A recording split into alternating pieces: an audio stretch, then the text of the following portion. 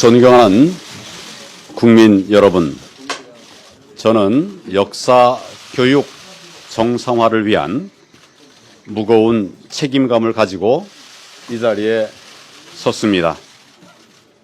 편향된 교과서로 역사 교육을 받고 있는 지금의 학생들에게 미안한 마음마저 듭니다. 편향된 역사 교과서를 바로 잡아야 학생들이 우리나라와 미래 역사에 대한 확실한 정체성과 올바른 역사관을 가질 수 있습니다.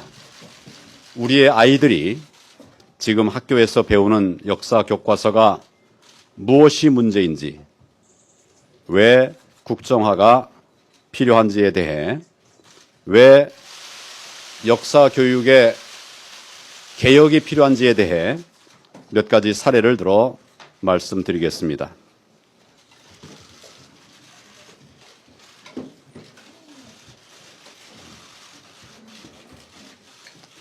화면을 보면 어떠셨습니까? 너무나도 분명한 6.25 전쟁의 책임마저 북한의 잘못이 아닐 수도 있다는 그릇된 생각을 갖게 할 우려가 있습니다. 남북 간 38선의 잦은 충돌이 전쟁의 직접적인 원인인 것처럼 교묘하게 기술하고 있습니다. 우리는 1948년 8월 15일 대한민국의 탄생을 전 세계에 알렸습니다. 유엔도 대한민국이 한반도의 유일한 합법 정부임을 승인하였습니다. 이러한 명백한 사실에 대해 대한민국은 정부 수립으로, 북한은 조선민주주의인민공화국 수립으로 기술된 역사 교과서가 있습니다. 대한민국은 마치 국가가 아니라 정부 단체가 조직된 것처럼 의미를 축소하는 한편, 북한은 전권 수립도 아닌 국가 수립으로 건국의 의미를 크게 부여해 오히려 북한의 국가 정통성이 있는 것처럼 의미를 왜곡 전달하고 있는 것입니다.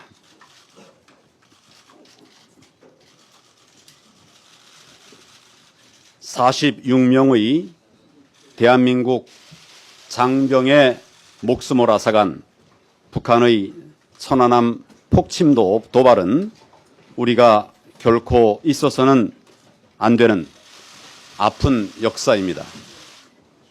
그러나 일부에선 북한의 이런 만행을 미국의 소행으로 왜곡하거나 암초에 부딪혀 좌초된 우발적 사고인 양 허위 주장을 하고 있습니다.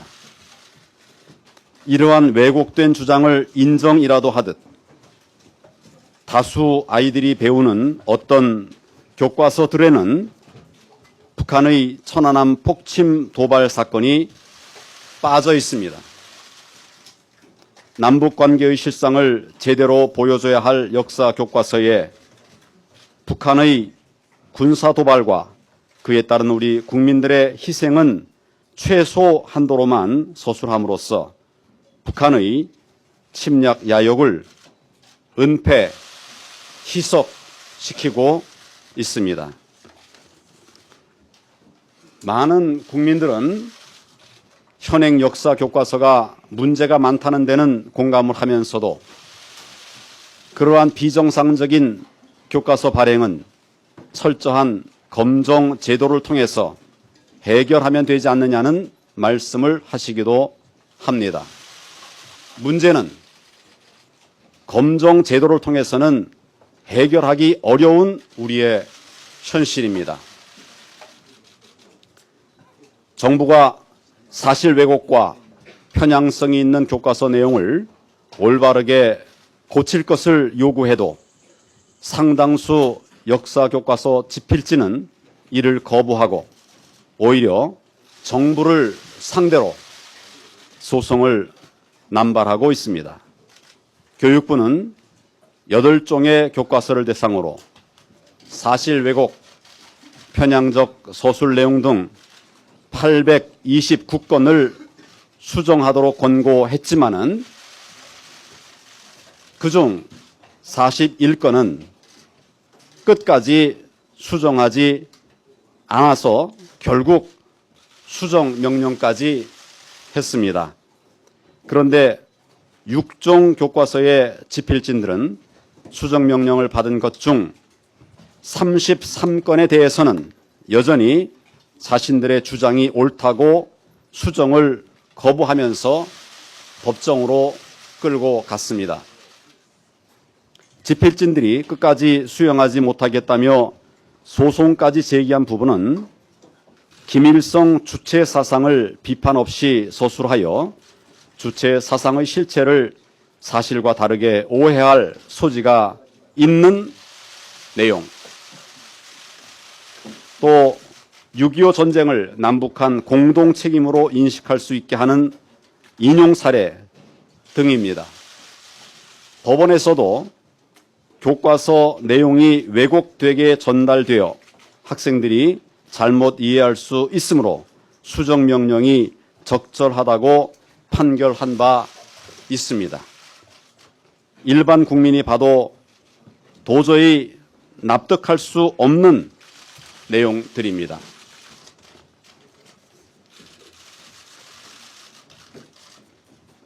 교과서에는 정부의 수정 요구에 따라 삭제했거나 수정된 편향적 내용들이 해당 교과서의 지도서와 문제집에는 오히려 강조되고 있습니다. 일부 지도서에는 김일성 일대기를 소개하고 김일성 헌법 서문을 그대로 알려주며 6.25 전쟁은 이데올로기의 대리전이자 민족 내부의 갈등이 얽혀 발발한 것임을 깨닫게 한다라고 가르칠 것을 지도하고 있습니다. 또 일부 문제집에는 주체 사상을 비판하는 것이 아니라 주체 사상이 무엇인지를 묻는 문제, 김일성 주체 사상을 답하도록 하는 문제를 출제하고 있습니다. 교사용 지도서를 만든 사람들, 또 문제집을 만드니 모두 교과서를 집필한 바로 그 사람들입니다. 이들이 교과서에서는 기술하지 못하는 편향된 사관을 지도서와 문제집에는 원하는 대로 강조하고 있는 것입니다. 다양성보다는 편향된 사관을 가진 사람들이 지금의 비정상적인 역사 교과서 집필을 주도하고 있다는 비판의 목소리가 높습니다. 현재 한국사 교과서 집필진 다수는 특정 단체, 특정 학맥에 속해 있는 분들입니다. 이들이 새 교과서가 발행될 때마다 매번 집필진으로 반복 참여하고 있습니다. 2011년에 출판된 한국사 교과서를 집필한 37명 중 28명이 2014년도에도 교과서 집필에 참여했을 만큼 특정 집필진들이 한국사 교과서를 주도하고 있는 구조입니다. 또한 정부가 수정 명령을 해서 수정을 한다 하더라도 검정 제도 하에서는 그들이 다시 집필에 참여한다면 편향성의 문제는 계속 반복될 수밖에 없습니다. 결국 검정 교과서가 몇 종인지는 형식적 숫자일 뿐이고 실제로는 다양성이 실종된, 사실상 한종의 편향 교과서와 마찬가지라고 할 수 있습니다.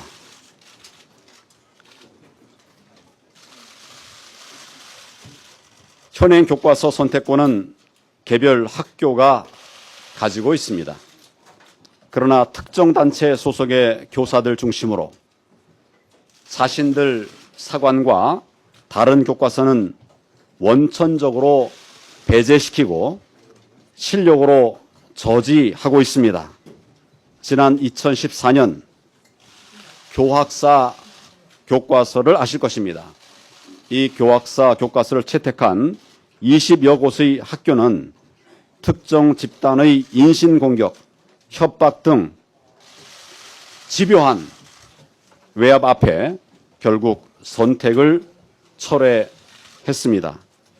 가장 교육적이어야 할 학교 현장이 반민주적이고 반사회적인 행위에 무릎을 꿇은 것입니다. 전국에 약 2,300여 개의 고등학교가 있습니다. 그중 3학교만 교학사 교과서를 선택했고 나머지 전체 고등학교 외에 99.9%가 편향성 논란이 있는 교과서를 선택했습니다. 그들은 다양성을 표방했지만 실제로는 다양성을 상실한 것입니다. 결론적으로 일부 표현을 부분적으로 수정한다고 해도 편향된 서술은 고칠 수가 없었습니다. 그래서 다양성은 사라지고 편향성만 남은 역사 교과서, 학교의 자율적 선택권은 사실상 원천적으로 배제되고 있는 현행 검정 발행 제도는 실패했다는 것이 정부의 판단입니다. 존경하는 국민 여러분, 2017 학년도 대학 수학 능력 시험 바로 내년에 치를 수능 시험부터 한국사가 필수 과목이 됩니다. 대학 수학 능력 시험에서 필수 과목은 한국사가 유일합니다. 이는 모든 학생들이 우리 역사에 대해서는 제대로 알고 바르게 이해하는 것이 대단히 중요하다는 국민적 공감에 따른 것입니다. 더 이상 왜곡되고 편향된 역사 교과서로 우리의 소중한 아이들을 가르칠 수는 없습니다. 객관적인 역사적 사실에 근거하고 헌법 가치에 충실한 올바른 역사 교과서를 만들어야 하겠습니다. 올바른 역사 교과서는 수능 시험을 준비하는 학생들에게도 학습 부담을 경감시켜 줄 것입니다. 올바른 역사 교육을 위한 정부의 진정성을 믿어주시기 바랍니다. 일각에서는 역사 교과서에 국정화로 친일, 독재, 미화의 역사 왜곡이 있지 않을까 우려하기도 합니다. 그러나 그러한 일은 있을 수 없습니다. 성숙한 우리 사회가 이를 용납하지 않을 것입니다. 정부도 그러한 역사 왜곡 시도들에 대해서는 좌시하지 않을 것입니다. 현행 검정 제도로는 올바른 역사 교과서를 만드는 것이 현실적으로 불가능하다고 하는 것이 확인되었습니다. 그렇다면 이제는 발행 제도를 개선해서 올바른 역사 교과서를 만들어야 하지 않겠습니까? 자라나는 세대가 올바른 역사관과 국가관을 확립하고 통일 시대를 준비하면서 미래로 나아갈 수 있도록 국민 여러분께서 지혜와 힘을 모아주시기를 간곡하게 부탁드립니다. 국무총리께서 이적하시겠습니다.